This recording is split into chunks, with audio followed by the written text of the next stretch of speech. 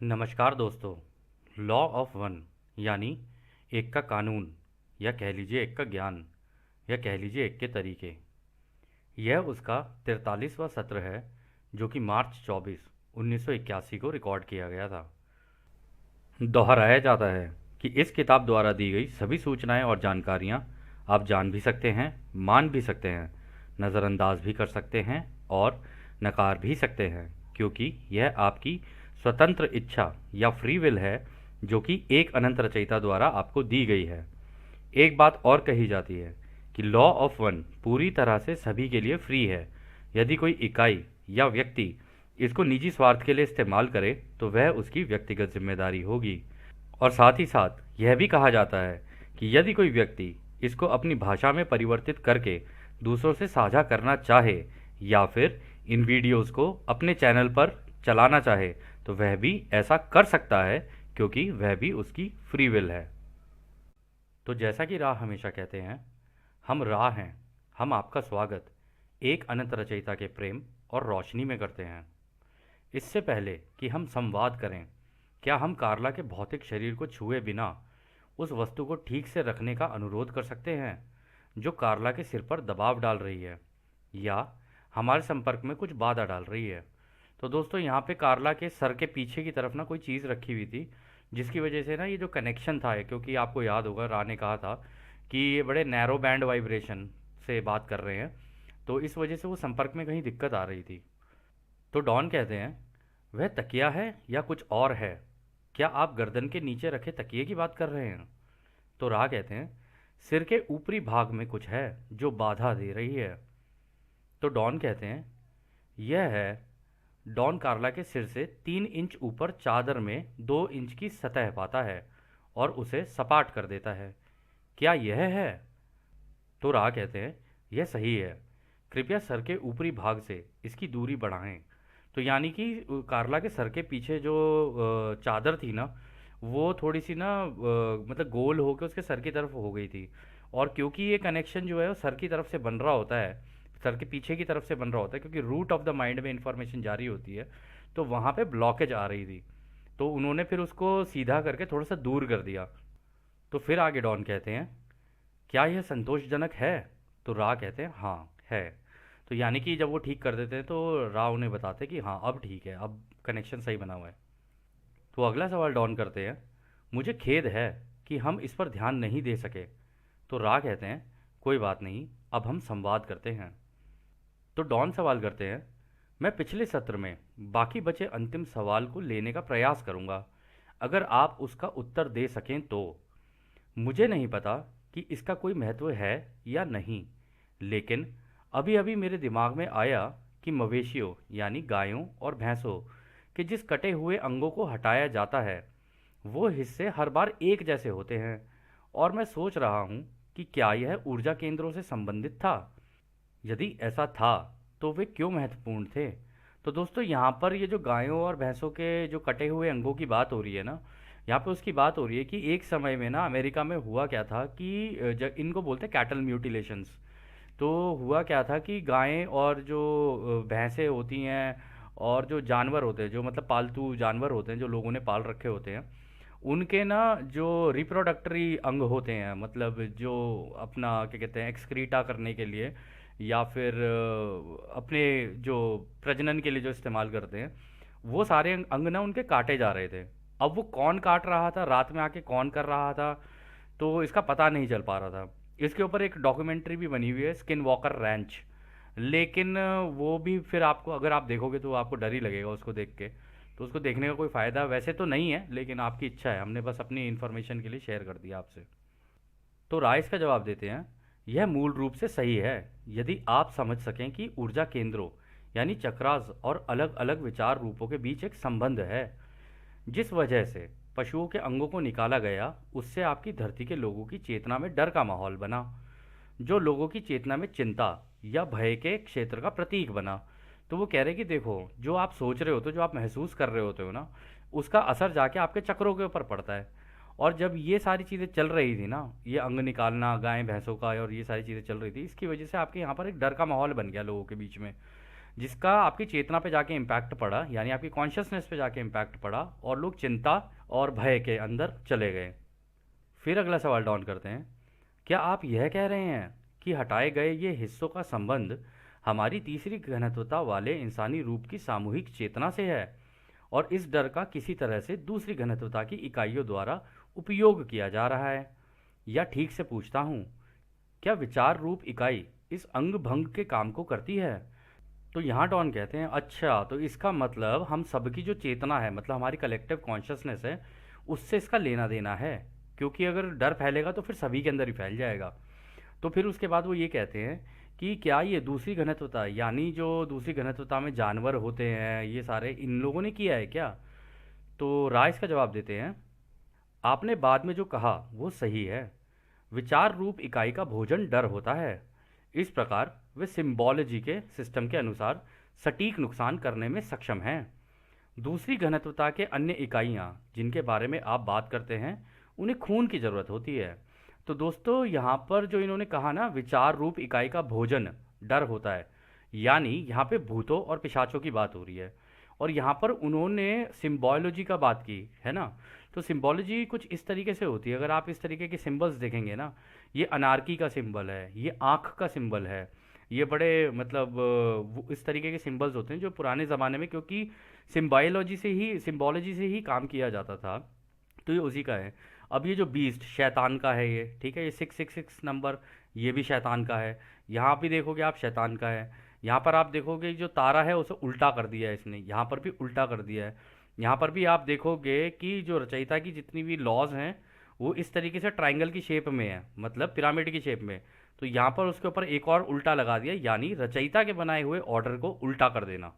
ठीक है। और यहाँ पर भी आप वो देख रहे हैं एक आंख वाला, कि भाई इसके द्वारा हम लोग देख रहे हैं, नज़र रख रहे हैं तुम्हारे ऊपर। ठीक है। और ये सारे सिम्बोलॉजी होती है, सिम्बोलॉजी होती है। अगर आप चाहें तो इसके अंदर अलग अलग तरीके से ढूंढ सकते हैं कि सिम्बोलॉजी का मतलब क्या है। ये इसको कहते हैं आई ऑफ होरस। इससे ये पता चलता है कि आपकी कुंडलिनी कितनी जागरूक हो चुकी है। जिसका ये जो नीचे वाला सिंबल होता है, इन आँख के नीचे से यहाँ से ये जो चल रही है ना इधर लेफ्ट साइड में, ये जिसकी जितनी लंबी होती होगी ना, उस ज़माने में ये बोला जाता था कि ये जिसकी जितनी लंबी है और घूम के ऐसे ऊपर की तरफ अगर आ रही है, तो उसकी कुंडलिनी उतनी ज़्यादा जागरूक हो चुकी है। तो ये कुछ सिंबल्स हैं, और इन्हीं सिंबल्स का इस्तेमाल करके, ऐसा नहीं है कि आप लोग नहीं कर सकते, आप लोग भी कर सकते हो, लेकिन भूत पिशाच और ये जो ओराइन समूह है, वो भी इन्हीं सिंबल्स का इस्तेमाल करते हैं। और आप यहाँ देखो, ये जो क्रॉस है, जो जीसस का क्रॉस है, उसे उल्टा कर रखा है, कि यानी कि ये हमने उल्टी कर दी है सारी कहानी। तो इस तरीके से ये सिंबोलॉजी होती है, जो शैतानी ताकतें जो होती है ना, वो इनका इस्तेमाल करते हैं। परंतु ऐसा नहीं है, आप सही दिशा में अगर हो तो उसका इस्तेमाल कर सकते हो। जैसे यहाँ पर आप ये देखेंगे स्वास्तिका है ना। स्वास्तिका अगर हिंदू धर्म के हिसाब से देखा जाए, तो इसका बड़ा अच्छा महत्व है। इसका मतलब होता है, ये जो चार हिस्से हैं ना, ये चार हिस्से, मतलब चार यहाँ से ऊपर, फिर यहाँ से, फिर यहाँ से, और फिर यहाँ से, ये रचयिता की चारों प्राइमल फोर्सेस को दर्शाते हैं। Static magnetic field, electrostatic field, electromagnetic wave, और रेजोनेटिंग इलेक्ट्रोमैग्नेटिक फील्ड। तो जहाँ से ये चल रही होती है ना तरंगे, पूरे ब्रह्मांड में जो फैली हुई है रचयिता के अंदर, ये घूम रहा होता है, बड़ी तेज़ी से स्पिन कर रहा होता है, इसके अंदर से निकल रही होती हैं वो। लेकिन इसका ओरिजिन किसी को नहीं पता है। इसका ओरिजिन ऐसे किसी कोई पता नहीं लगा सकता, केवल ध्यान अवस्था में जाके ही इसका पता लगाया जा सकता है। और दूसरा, कि इसी का इस्तेमाल आपको याद होगा हिटलर ने भी किया था, है ना। तो आपको याद होगा रा ने कहा है कि जो रचयिता के बनाए हुए तरीके हैं ना, तो वह ऐसा नहीं है कि उन्होंने कोई भेदभाव कर रखा है। वो रोशनी वाले भी यूज़ कर सकते हैं, वो अंधेरे वाले भी यूज़ कर सकते हैं। तो आपने जो शैतानी ताकतें होती हैं उनका सिंबल भी सुना होगा, उनकी भाषा भी सुनी हुई होगी कि अंधेरा कायम रहे, क्योंकि वो अंधेरे के पुजारी हैं, ठीक है ना। तो उस तरीके का कार्य वो करना प्रेफर करते हैं। तो इसी चीज़ का वो इन्हीं सब सिंबल्स का उल्टा भी इस्तेमाल करना जानते हैं। फिर इसमें वो आगे कहते हैं, जो दूसरी घनत्वता की इकाइयाँ जिनकी तुम बात कर रहे हो ना, तुम जानवरों की बात कर रहे हो, उन्हें तो खून की ज़रूरत होती ही है। अब जैसे हमारे यहाँ पे शेर, चीते, भालू, इन लोगों को तो ज़रूरत होती है ना। तो कह रहे कि ये दोनों अलग अलग वो है घटनाएं। किसी किसी केस में जानवरों ने एक दूसरे के ऊपर अटैक कर दिया, जैसे चीता आ गया या वो आ गया, शेर आ गया, वो भी हुआ है। और एक तरफ से ये जो विचार रूप इकाई का भोजन डर होता है, जिसे ये बोल रहे हैं ना, कि ये जो शैतानी ताकतें हैं, भूत पिशाच, क्योंकि ये इनकी उसमें होते हैं, क्या कहते हैं, ओराइन ग्रुप के समूह का हिस्सा होते हैं, कह रहे उन्होंने भी किया है इस तरीके से। फिर अगला सवाल डॉन करते हैं, इस अन्य दूसरी घनत्वता के प्रकारों को शरीर में बने रहने के लिए खून की आवश्यकता होती है। क्या वे हमारे भौतिक घनत्वता में एस्ट्रल प्लेन्स में से किसी एक से आते जाते रहते हैं? तो उनको लगा था डॉन को कि शायद ये जो एस्ट्रल प्लेन्स होते हैं ना, जो तीनों प्लेन्स होते हैं, lower astral, middle astral, higher astral planes, तो डॉन को यहाँ पर ये लग रहा था कि लगता है शायद यहाँ से ये भूत पिशाच निकल के आते होंगे और ये खून की मतलब उसमें ये डराने के लिए और डर फैलाने के लिए ये सारी चीज़ें करते होंगे। तो राइस का जवाब देते हैं, हम कह सकते हैं कि ये प्राणी ओरियन समूह के जीव हैं। वे एस्टर्न प्लेन्स में मौजूद नहीं हैं जैसा कि विचार रूपों में होता है, लेकिन वे पृथ्वी की सतह के भीतर प्रतीक्षा करते हैं। हम हमेशा की तरह आपको याद दिलाते हैं, यह हमारा विचार है कि इस प्रकार की जानकारी महत्वहीन है।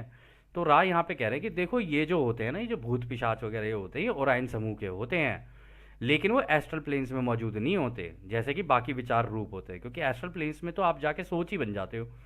तो वो कह रहे हैं कि ये पृथ्वी के ही मतलब तुम्हारी धरती के नीचे की सतह के अंदर रहते हैं और वहाँ से निकल के आ जाते हैं। तो आपने भी दोस्तों कभी कभी सुना होगा कि जैसे पहाड़ों में भी इधर उधर लोग बोलते हैं कि भाई रात में नहीं निकलना चाहिए या नदी किनारे रात में नहीं जाना चाहिए।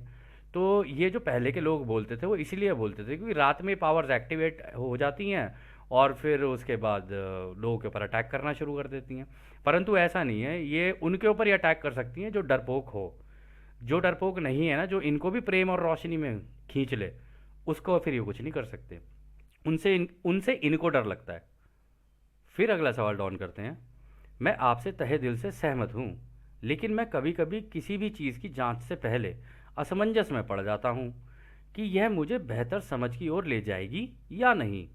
मुझे ऐसा लगा कि इसका संबंध किसी तरह उन ऊर्जा केंद्रों से है जिनके बारे में अभी हम बात कर रहे थे। मैं कुछ कहने जा रहा हूँ, और क्या आप इसे सुधारने के लिए कोई टिप्पणी कर सकते हैं?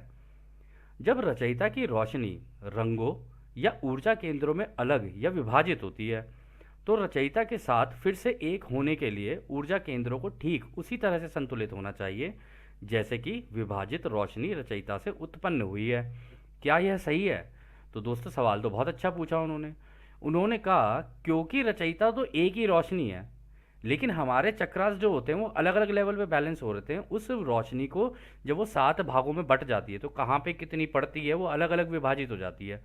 तो अगर हमें रचयिता की तरफ जाना है तो क्या इन सब का संतुलन बनाना पड़ेगा ताकि वो एक जैसी चमक हो जाए, मतलब जो रचयिता की असली रोशनी है वैसी चमक हो जाए और हम रचयिता की तरफ निकल जाएं। क्या ऐसा होता है? तो राइस का जवाब देते हैं, इस सवाल का एक सरल जवाब देना लगभग असंभव होगा। हम उस केंद्रीय विचार पर ध्यान केंद्रित करके सामान्य तरीके से समझाते हैं जिसके लिए आप प्रयास कर रहे हैं। हमने पहले भी कई बार बताया है कि हर ऊर्जा केंद्र को अधिकतम सक्रिय करना महत्वहीन है। इसके बजाय यह महत्वपूर्ण है कि सभी ऊर्जा केंद्रों में संतुलन हो। इसके कारण का आपने सही अनुमान लगाया है। तो दोस्तों रा ने दोबारा बोल दिया। रा ने बोला है कि कोई एक चक्र तुम्हारा तेजी से एक्टिवेट हो जाए, मतलब वो ज़्यादा चमक आ गई उसके अंदर, तो कह रहे इसका तो कोई फ़ायदा है ही नहीं। कुछ लोग आपने देखे होंगे वो दिल के खुले तो होते हैं लेकिन मुंह से बटर बटर बटर बटर बोलते ही रहेंगे, जबकि शांत होने की ज़रूरत होती है, सामने वाले को सुनने की ज़रूरत होती है। कई लोग ऐसे होते हैं दिल से इतने खुले होते हैं, वो दूसरे के ऊपर बिल्कुल ही इतना प्रेम बिखेर देते हैं कि फिर उसका प्रेम लेना ही मुश्किल हो जाता है, तो उनके पास भी संतुलन नहीं होता। कुछ लोग गुस्से में इतने होते हैं कि भाई उनका गुस्सा भी झेलना मुश्किल हो जाता है। तो ऐसे में ये पता चलता है कि ये जो व्यक्ति है ना सामने वाला, ये असंतुलित है, इसके चक्रास में ब्लॉकेज है, डिसबैलेंस हो रखे हैं इसके चक्रास। कोई एक चक्रा है जो ज़रूरत से ज़्यादा एक्टिवेट है, उसकी वजह से ये व्यक्ति इस तरीके से एक्शन ले रहा है। और वो एक्शन लेने का कारण भी उसके अनुभव हैं। जैसे उसके अनुभव होंगे ना, उसकी वजह से उसका वैसा वो हो जाएगा, क्या कह लो, एक्शन उसका इस तरीके का हो जाएगा। फिर आगे वो बोलते हैं, इस प्रकार जो चिंतित व्यक्ति है यदि वो अपने विभिन्न ऊर्जाओं के अनुभव को नियमित कर ले तो पॉजिटिव कटाई के मार्ग पर जा सकता है। इस प्रकार सबसे कमज़ोर व्यक्ति भी उस व्यक्ति से अधिक संतुलित है जिसके पास अत्यधिक ऊर्जा है और जो काफ़ी सतर्कता से दूसरों की सेवा करता है, जिसमें उनकी इच्छा होती है कि वो उन सारे अनुभवों का इस्तेमाल करके अपना ध्यान खुद को जानने में लगाकर तेज़ी से और आगे निकल जाएं। तो दोस्तों यहाँ पे वो ये कह रहे हैं कि देखो ऐसा नहीं है कि कोई व्यक्ति कमज़ोर हो तो वो नहीं आगे निकल सकता। निकलने को, वो भी आगे निकल सकता है। बस ये है कि ये होता है कि वो कमज़ोर है, दूसरे वाले के पास ज़्यादा ऊर्जा है।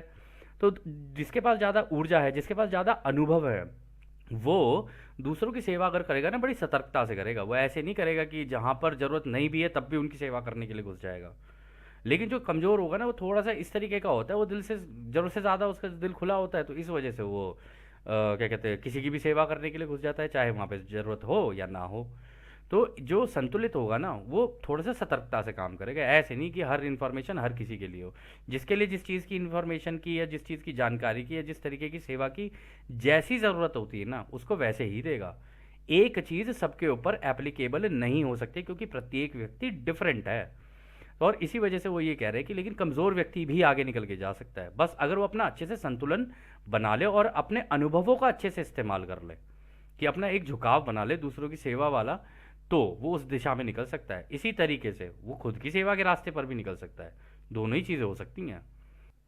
फिर वो आगे कहते हैं, आपकी ऊपर की सभी घनत्वताओं में कम संतुलित व्यक्ति को इतना समय स्थान और स्थान समय मिलता है कि जिसमें कम संतुलित इकाई खुद के अंदर के संतुलन को शुद्ध करना जारी रख सकती है। तो दोस्तों, यहाँ पर भी उन्होंने बड़ी अच्छी बात कही। उन्होंने कहा देखो, जो अगली घनत्वताएं आएंगी ना, वहाँ पर तो तुम्हें इतना इतना समय मिलेगा, इतने इतने, जिस भी ग्रह पर तुम जाओगे, जैसा तुम्हारा यहाँ पे लेवल होगा उसके हिसाब से तुम्हें ग्रह असाइन हो जाएगा। तो कह रहे इतना समय मिलेगा तुम लोग को, इतना टाइम मिलेगा कि तुम्हारे जो चक्रास है ना, उनको और अच्छी तरीके से बैलेंस कर पाओगे।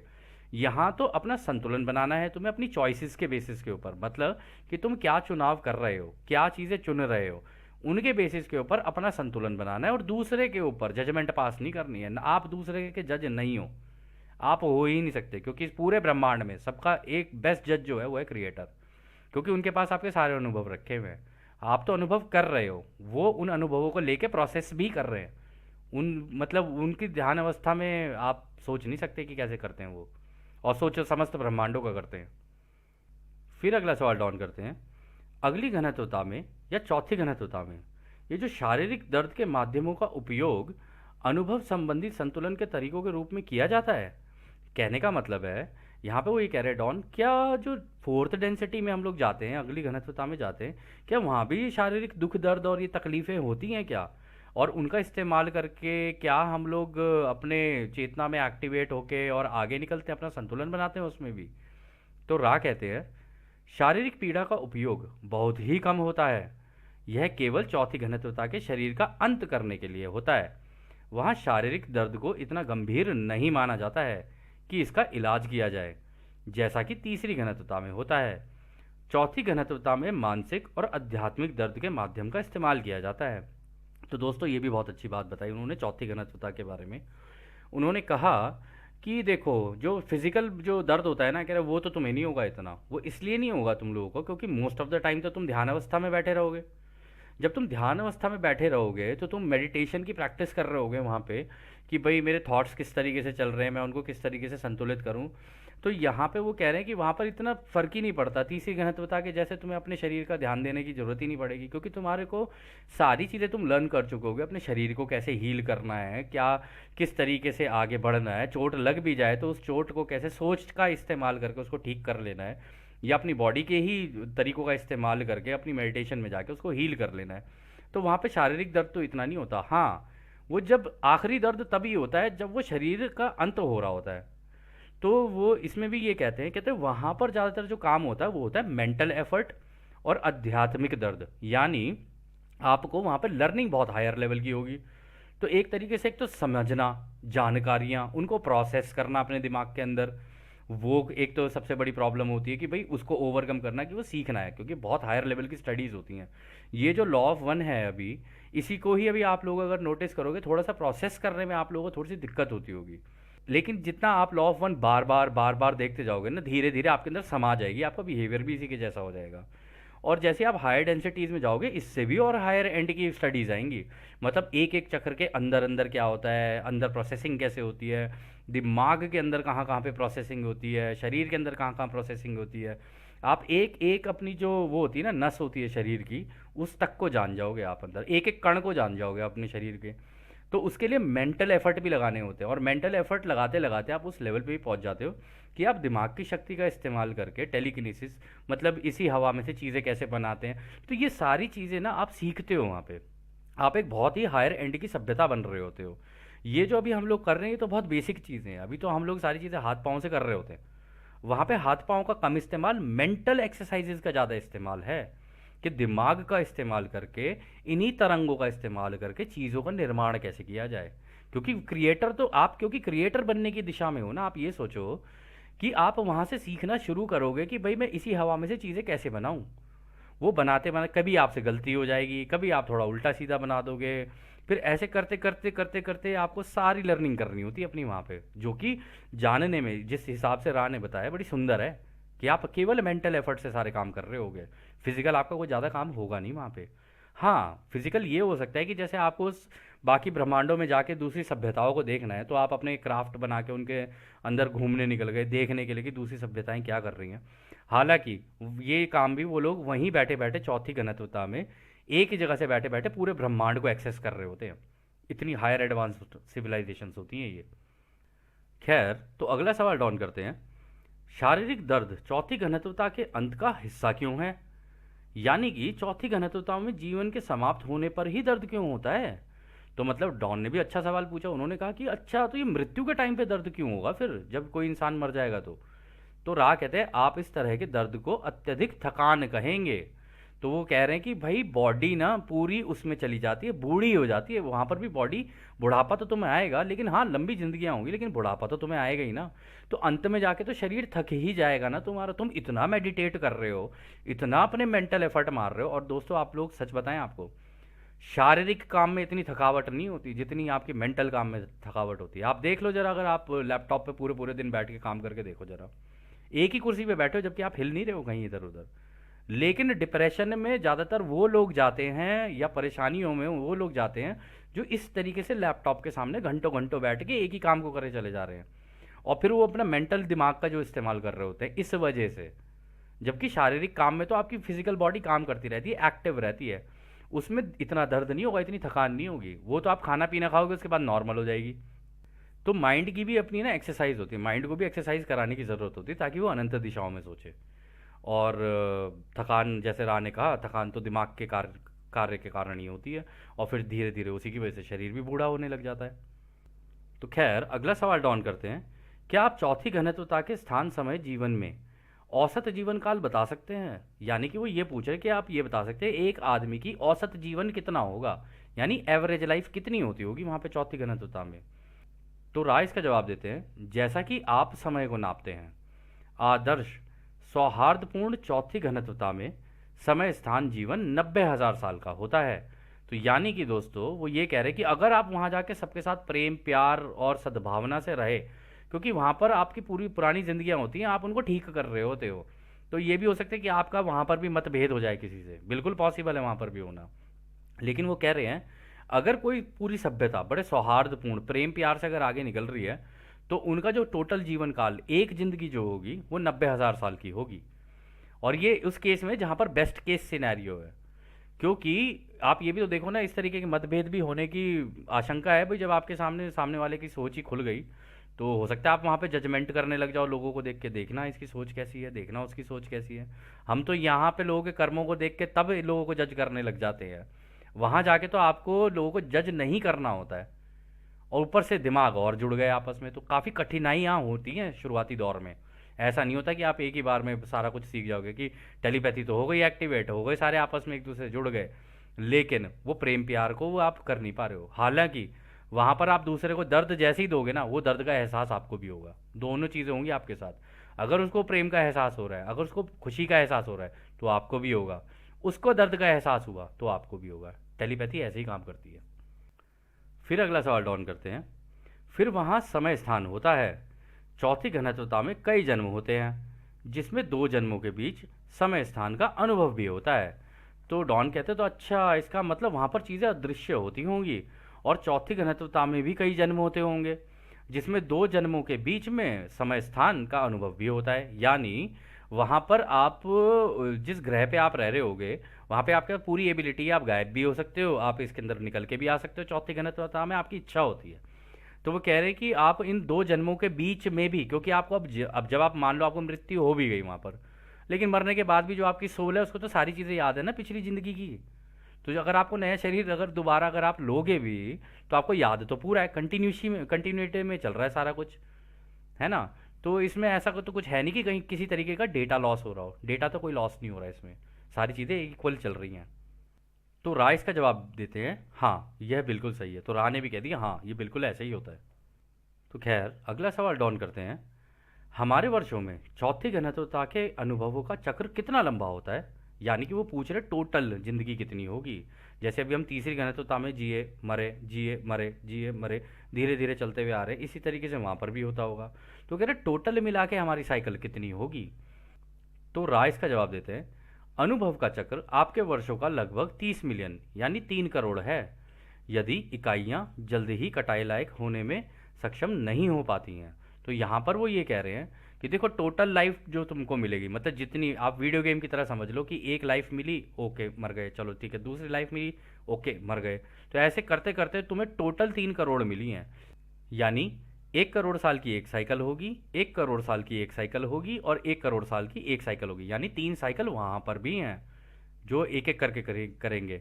लेकिन उन्होंने ये कहा है कि अगर ये आपको तीनों साइकिल तब करने की ज़रूरत है अगर आप कटाई के लायक ना हो पाओ, चौथी घनत्वता से पांचवी घनत्वता में जाने लायक, तब इतना लंबा समय लगता है। अगर आप पहले ही हो गए कटाई के लायक और आपको अब ज्ञान की और रोशनी का जो ज्ञान है उसकी ज़रूरत है, तो फिर आप आगे निकल जाओगे, पहले बीच में से ही निकल के जाया जा सकता है। फिर वो आगे कहते हैं इस घनत्वता में कटाई पूरी तरह से समूह की इच्छा पर निर्भर करता है। वहाँ आपके ग्रह जैसी बनावट नहीं होती है, क्योंकि वहाँ पर अनंत रचयिता की बनाई हुई हर चीज़ बिल्कुल पारदर्शी हो जाती है।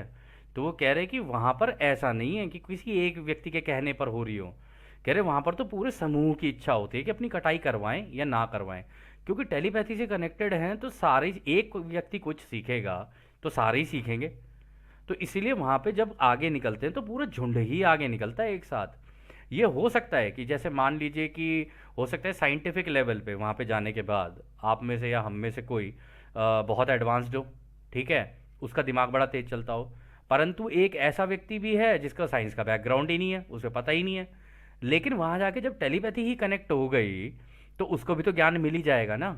जब जो भी उसमें ऐसा नहीं हो सकता कि कोई ज़्यादा ज्ञानी है किसी से, कोई किसी से कम ज्ञानी है, ऐसा नहीं हो सकता। जिस एक ने अगर कुछ भी चीज़ अटेन कर ली तो बाकी सारे भी अटेन करेंगे उसके साथ, इस तरीके से चलता है ये। और क्योंकि वहाँ पे चीज़ें बिल्कुल पारदर्शी हो जाती हैं, यानी वहाँ पे सबको टेलीपैथी से कनेक्ट हो जाता है और तुम्हारे आसपास के एनवायरनमेंट से भी तुम टेलीपैथी से कनेक्ट हो जाते हो, तो इसलिए सारी चीज़ें पारदर्शी हो जाती हैं। तो फिर अगला सवाल डॉन करते हैं। फिर तीसरी और चौथी घनत्वता के बीच कटाई में बड़ा अंतर यह है कि तीसरी घनत्वता के अंत में व्यक्ति की कटाई व्यक्तिगत वॉयलेट रे के कार्य के हिसाब से होती है, लेकिन चौथी घनत्वता में यदि सबका वॉयलेट रे बराबर है तो पूरा समूह पांचवी घनत्वता में जाने के लिए कटाई योग्य हो जाना चाहिए। तो सवाल अच्छा है उनका, डॉन का। उन्होंने कहा कि इसका मतलब जैसे हमारी तीसरी घनत्वता में हर व्यक्ति को अपने अपने ऊपर काम करना होता है और जो अंत में जाके जो संतुलन की चमक बनेगी वो उसके वायलेट रे में बनेगी। तो वो जो यहाँ पर तो चलो ठीक है, एक इंडिविजुअल लेवल पे इस वीडियो गेम में एक एक प्रत्येक व्यक्ति अपना अपना गेम खेलेगा और अपना अपना जीतेगा और आगे निकलेगा, ठीक है। वहाँ पर ऐसा नहीं है, वहाँ पर वो कह रहे हैं कि अच्छा वहाँ पर सबका ही वॉयलेट रे एक जैसा हो जाएगा, यानी सबके क्राउन चक्र में चमक एक जैसी हो जाएगी। तो जब निकलेंगे तो पूरा का पूरा समूह ही निकलेगा पांचवी घनत्वता में, तभी तो वहां जाके सोशल मेमोरी कॉम्प्लेक्स बन जाता है। सोशल मेमोरी कॉम्प्लेक्स का मतलब है कि सबके दिमाग एक हो जाना, और इसी कारण से अगर वहां से कोई आगे निकलेगा तो पूरा का पूरा गुट यानी पूरा का पूरा समूह ही निकलेगा। तो राइस का जवाब देते हैं हाँ यह सही है। हालांकि पांचवी घनत्वता में इकाइयां एक समूह या इकाई के रूप में सीखना चुन सकती हैं और इन परिस्थितियों के अंतर्गत छठी घनत्वता में जा सकती हैं, क्योंकि यह ज्ञान की घनत्वता अत्यधिक स्वतंत्र घनत्वता है, जबकि यहाँ करुणा का सबक उस ज्ञान की ओर ले जाता है जिसका संबंध अन्य स्वयं अदर सेल्फ से होता है। तो वो कह रहे हैं लेकिन पांचवी घनत्वता में जाके चीज़ें ना थोड़ी सी चेंज हो जाती हैं, गेम में चेंज होता है। वो कह रहे हैं वहाँ पे जाके पूरा समूह चाहे तो वो भी सीख सकता है, या उन समूह के अंदर के जो लोग हैं वो एक एक करके भी सीखना चाहें, मतलब अलग अलग दिशा में भी सीखना चाहें, तो भी सीख सकते हैं। और उसका कारण है दोस्तों, उसका कारण ये है कि वो कह रहे हैं कि वहाँ पे सबसे ज़्यादा स्वतंत्रता हो जाती है। अब जहाँ पे इतनी स्वतंत्रता हो जाएगी तो रचयिता की उसी रोशनी के ज्ञान को का इस्तेमाल करके आप अलग अलग दिशाओं में सोच सकते हो। आप कहीं कुछ बना दोगे, कहीं कुछ बना दोगे, कोई कुछ कर देगा, कोई कुछ कर देगा। ऐसा नहीं कि सारे मिलकर कोई एक ही चीज़ बना रहे हो। तो इस वजह से, क्योंकि आप ज्ञान का इस्तेमाल कर रहे हो, अब आप एक्सपेरिमेंटल मोड में आ चुके कंप्लीटली। चौथी घनत्वता में आप लव का इस्तेमाल कर रहे थे, ठीक है, आपने थोड़ी बहुत चीज़ें बनानी सीखी। अब उसके और हायर एंड पे चले जाओगे आप, अब आप और बड़ी बड़ी चीज़ें बनाना सीखोगे, ठीक है ना। हो सकता है आप बहुत बड़े बड़े मदर क्राफ्ट और ये सारी चीज़ें बनाना सीखना शुरू कर दो, या फिर आप वहाँ पे पूरी की पूरी एक पूरी सभ्यता के लिए पूरी बहुत बड़े बिल्डर हो जाओ। और बिल्डर मतलब वैसा वाला बिल्डर नहीं जो ईंट पत्थर से लगाता है, मतलब उनके लिए पूरे के पूरे घर ही बनाने शुरू कर दो आप, केवल सोच का इस्तेमाल करके। तो इस तरीके से कौन व्यक्ति वहाँ पे क्या चुन लेना कुछ कहा नहीं जा सकता। अपने अपने ज्ञान का इस्तेमाल करके वहाँ पे कैसे कर ले उसका इस्तेमाल कहा नहीं जा सकता वहाँ पे।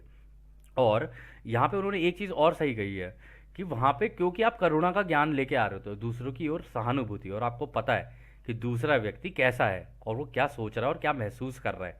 तो जब वो सारी चीज़ें हो जाएंगी ना, तो यहाँ पे आके अब आप उस व्यक्ति को और बेहतर जान पाओगे, क्योंकि अब आप उसके रोशनी के फोटॉन्स को भी समझना शुरू कर दोगे उसके शरीर के।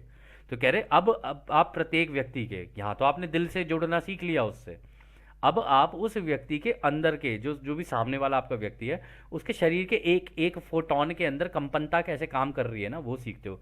यानी कि उसके शरीर या वहाँ के जानवरों के शरीर या जैसा भी वहाँ का माहौल है, उनके अंदर अगर आप झांकोगे तो उनका एक एक फोटोन है ना किस लेवल पे कांप रहा है ना, तो आपको कंपनताओं का ज्ञान होता है। यानी कि आपको यह हार्मोनिक्स जिससे पूरे ब्रह्मांड की रचना होती है ना, वो म्यूजिकल हार्मोनिक्स भी सीख लेते हो आप, या कह लो उन साउंड्स को भी सीखते हो आप, जिसके बारे में रा ने चर्चा की थी पहले के सत्रों में।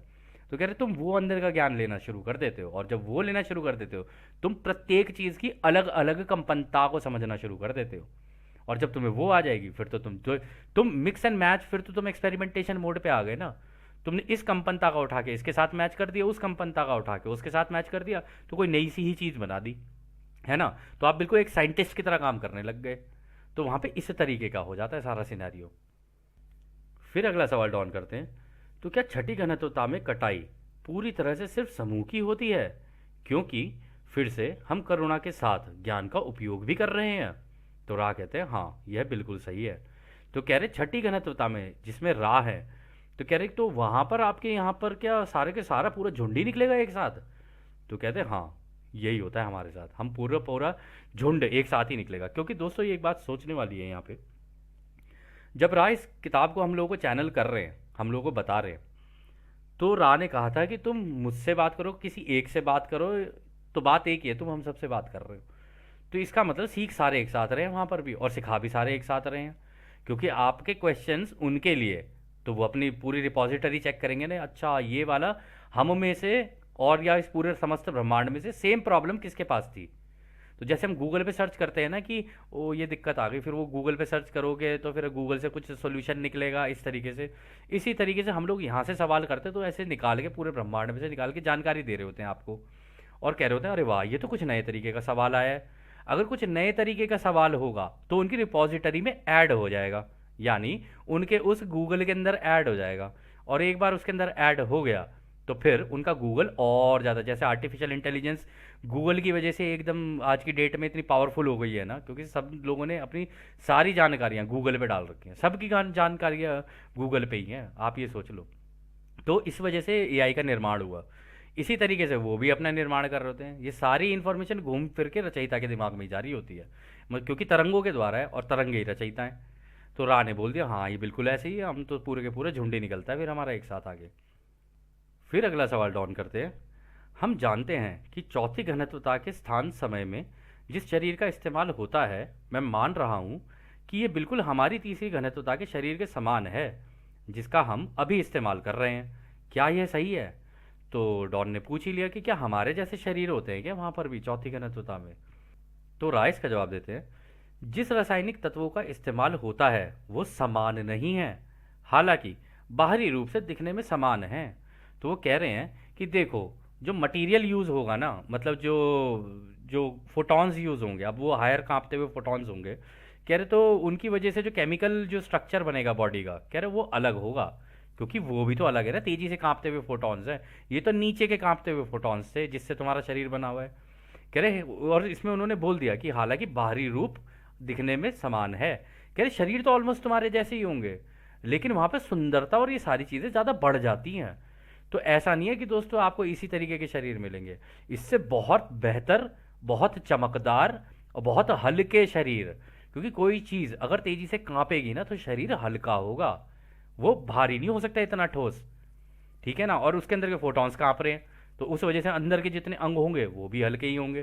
तो रा ने बोल दिया कि तुम्हें जो शरीर मिलेंगे वो इसी तरीके के मिलेंगे। तो तुम आप लोग दोस्तों अपनी इमेजिनेशन में सोच सकते हो कि आप लोगों को कैसे मिल सकते हैं। हमारी इमेजिनेशन से बोलने का कोई फ़ायदा नहीं है। हालांकि हमें थोड़ा सा अंदाज़ा है, अंदाज़ा क्या, खैर अब तो है थोड़ा सा। तो चौथी घनत्वता के शरीर बहुत सुंदर और बहुत ही डेलिकेट होते हैं। मतलब आप टच करोगे ना उनको तो वो पूरी की पूरी बॉडी हिल जाती है एकदम से, जैसे कि पर्दे को हिला दिया हो किसी ने। तो कुछ इस तरीके का हो जाता है वहाँ पर। खैर, तो फिर अगला सवाल डॉन करते हैं, क्या चौथी घनत्वता में भोजन करना आवश्यक है? तो रा कहते हैं हाँ, यह सही है। तो दोस्तों यहाँ पर ना अब ये भोजन और ये सारी चीज़ें आनी शुरू होंगी, तो इन सब चीज़ों को हम लोग अगले सत्र में कंटिन्यू करेंगे।